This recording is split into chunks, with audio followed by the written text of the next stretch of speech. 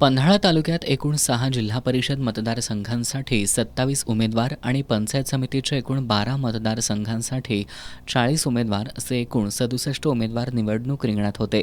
जनसुराज्य शक्ती पक्षाचा जन्म ज्या पन्हाळा तालुक्यात झाला त्या तालुक्यातच पक्षाची या निवडणुकीत कमालीची पीछेहाट झाली आहे. या पक्षाच्या होमग्राऊंडवर 7वे जिल्हा परिषद मतदारसंघात राष्ट्रवादीचे डॉक्टर जयंत पाटील यांनी जनसुराज्यचे माजी जिल्हा परिषद सदस्य शिवाजीराव मोरे यांना पराभूत केले.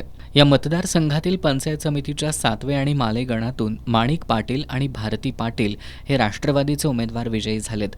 कोडोली जिल्हा परिषद मतदारसंघातून जनसुराज्य शक्ती पुरस्कृत अपक्ष उमेदवार अमरसिंह पाटील विजयी झालेत. तसंच कोडोली पूर्व गणातून जनसुराज्य शक्तीचे रणजित शिंदे आणि कोडोली पश्चिम गणातून अपक्ष उमेदवार मोहन शामराव चोपडे हे विजयी झालेत. येवलूज जिल्हा परिषद मतदारसंघातून राष्ट्रवादीच्या पूजा पाटील विजयी झाल्यात. या मतदारसंघातून यापूर्वी जिल्हा परिषद सदस्य असलेल्या कल्पना चौगुले यांना 3ऱ्या क्रमांकाची मतं मिळाली आहेत. येवलूज पंचायत समिती गणातून जनसुराज्य शक्ती पक्षाच्या वैशाली आडनाईक आणि वाघवे पंचायत समिती गणातून जनसुराज्यच्या शोभा पाटील विजयी झाल्यात. कोतोली जिल्हा परिषद मतदारसंघातून शिवसेना शिंदे गटाच्या वर्षाराणी पाटील विजयी झाल्यात. कोतोली पंचायत समिती गणातून शिवसेनेचे अण्णासाहेब गायकवाड आणि बाजारभोगाव पंचायत समितीमधून शिवसेनेचे दत्तात्रय खोत विजयी झालेत.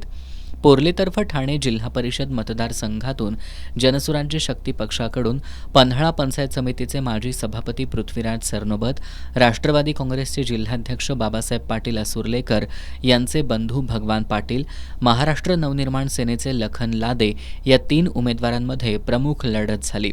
यामध्ये राष्ट्रवादीचे भगवान पाटील विजयी झालेत. पोर्ले पंचायत समिती गणातून राष्ट्रवादीच्या उज्ज्वला सासने तर वाडी रत्नागिरी पंचायत समिती गणातून राष्ट्रवादीच्या पल्लवी सांगळे विजयी झाल्यात. कळे जिल्हा परिषद मतदारसंघातून जनसुराज्य शक्ती पक्षाच्या शोभा बेलेकर विजयी झाल्यात. कळे पंचायत समिती गणातून शिवसेना शिंदे गटाचे रवींद्र पाटील विजयी आणि वेतवडे पंचायत समिती गणातून शिवसेना शिंदे गटाच्या अलका काळे विजयी झाल्यात. एकूणच पन्हाळा तालुक्यातील एकूण 6 जिल्हा परिषद मतदारसंघांपैकी जनसुराज्य शक्ती पक्षाला 2, राष्ट्रवादी काँग्रेसला 3, शिवसेना शिंदे गटाला 1 जागेवर यश मिळालंय.